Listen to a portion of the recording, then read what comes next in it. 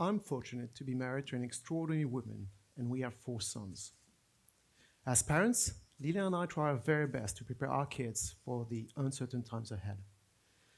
Now I know, even if technological breakthrough happens on a weekly basis, our world is still currently a very scary place for all generations, especially young people. If you take Max, our oldest son, he's having a hard time choosing his post-secondary studies as universities struggle to adapt their curriculum to the ever-changing landscape of technology. And Felix, our second son, experiences weekly mood swings generated by dystopian headlines on one hand and tangible proof that solutions exist on another. So this is a very scary and unstable place indeed. And that's the reason why Lila and I insist on having family lunches. This gives us the space to share insights and questions with our kids. So there we were, back in April, enjoying a homemade 3-course meal, when Oscar, suddenly, our third son, starts talking about a report he had just read on the 2030 imminent climate change tipping point that would put our planet on the path of irreversible destruction. Alexandre, our fourth son, our youngest, 11, looks up to his brother and says, 2030. You mean that when I'll be 21, I won't have a future anymore? Nope, said Oscar. We won't be able to stop anything. It can only go downhill from here. So Alexandre immediately turns up to Lila and I and challenges us. So what have you been up to these last few years? Why aren't you even trying to fix my future? Well, I don't know if you've noticed, but we live in a world of science fiction that was invented 25 years ago. Most of what surrounds us today has been dripped about in books, movies, and TV shows. New technologies are created every week. Solutions exist everywhere. Well, that ain't being reported in the news, and we don't see many of them implemented globally, they all said. So that was one of those life-changing moments where you know you need to step in. You know you need to take a stand and become a change agent. So Lila, my wife, told them, remember that we're living in an economy of attention and that fear sells. If you listen to the gloomy headlines, chances are you'll keep on feeling scared and defeated. You need to embrace optimism because we've tried pessimism and it doesn't lead anywhere. And I added, if you stick to pessimism, you maintain this self-fulfilling prophecy that it's already too late. I choose to be optimistic because we already have technological solutions to tackle climate change challenges. But we may need a different kind of approach. We need to reverse engineer success. And so it started with a conviction that we could change things if we approach it differently. My contention today is that we still have time to change the course of humanity and create our future of abundance. All we need is to scale existing solutions, leveraging the power of social experiments and local rollouts. But first, kids, yes, I agree. The world does look like a really scary place. And anyone could think we're at the crossroad of 4 dystopian stories. Yes, Max, you're right. It may seem that we're living in Black Mirror as social score and facial recognition systems are rolled out one way or another in multiple countries. Yes, Felix, it may seem we're already living in 1984 under the dictatorship of political correctness and the censorship of honest intellectual debates. And of course, Oscar, it may seem that we're living in Gattaca, as scientists are now able to engineer HIV-resistant babies by design. And Alexandre, yes, it does seem that we are living in Fahrenheit 451, as the devious impact of social network is such that today, young people would rather try to become influencers than finish their college degree. But truth be told, solutions exist everywhere, and new ones are found on a weekly basis across the planet. Just to name a few. In Canada, a startup called Carbon Engineering has the technology to extract CO2 out of the atmosphere for less than $100 per ton. And do you remember that scale-up in France called Earthquake that has the technology to transform plastic back into fossil fuel? Now, did you know that today in England, we are now using more renewable energies than fossil fuel for the first time ever since the start of the Industrial Revolution? And what about India, which has recently proven that we can go to the moon for less than the cost of a science fiction movie. Think about it. Chandrayana's second mission budget was 142 million US dollars. And Hollywood's interstellar movie budget, 165 million US dollars. So today, we've got this incredible opportunity to leverage exponential technologies to get things done at a large scale and an increasingly low cost. Today, we've got the ability to make a difference if we're willing to push the envelope. Now, I believe the safest path to our future of abundance requires a holistic approach, engaging all stakeholders. It is up to us as citizens and economic actors to stand up and say we want to do something. It is up to academic and startups to propose cutting-edge technologies awaiting to be scaled. It is up to corporations to create new business models that will make those local projects financially sustainable by design.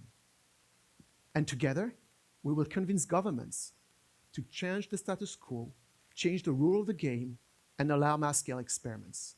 If the voice of the people, the voice of academics, and the voice of business come together, we can change the world.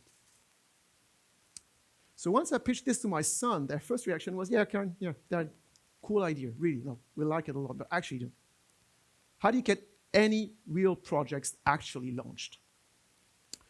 Well, one proven way to secure success is by leveraging the power of social experiments.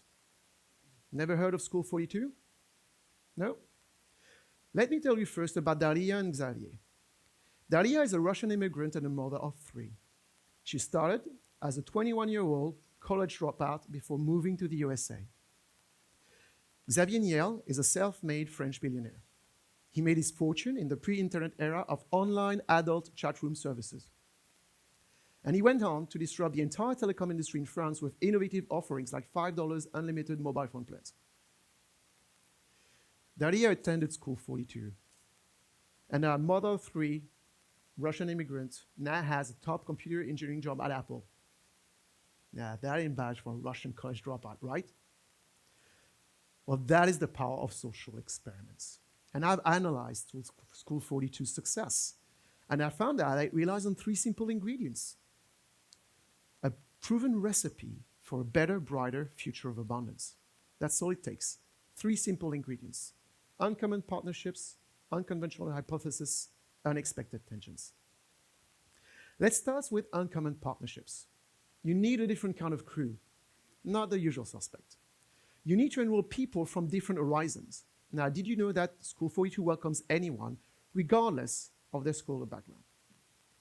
And you also need to think about uncommon partnerships between concepts to navigate uncertain environments. This will generate radical, innovative ideas and powerful results. So at School 42, all students start by one intense month in La Piscine. That's French for swimming pool. 4 weeks of coding, Monday to Sunday, day and night. But guess what? There are no teachers, there are no classes, there are no courses, and there are no books. So how does it work? It's based on peer-to-peer education. Students teach each other. With diversity by design, students get exposed to uncommon thinking and perspective from unconventional teammates. The diversity of opinion and knowledge allows the reframing of explanation and concept in multiple ways. And what's even more funky is that School 42 also apply gamification techniques to keep track of students' progress. Experience points are awarded for completing projects, solo quests, or team quests. And uncommon partnerships between an education system, a video game philosophy, and motivational theory. Now let's look at the second ingredient, unconventional hypothesis. It's about challenging what makes the very foundation of a given system. School 42's first unconventional hypothesis is creating an academic institution without any prerequisites.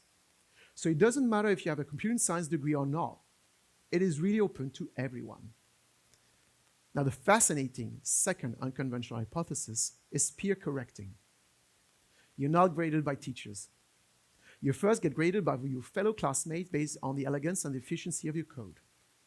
And then you get graded by la moulinette. That's French for mincer. A thorough and unforgivable automated grading system. A single mistake, and you won't be scoring any experience points the rest of your day. Now, these are 2 highly unconventional hypotheses, but tremendously successful ones.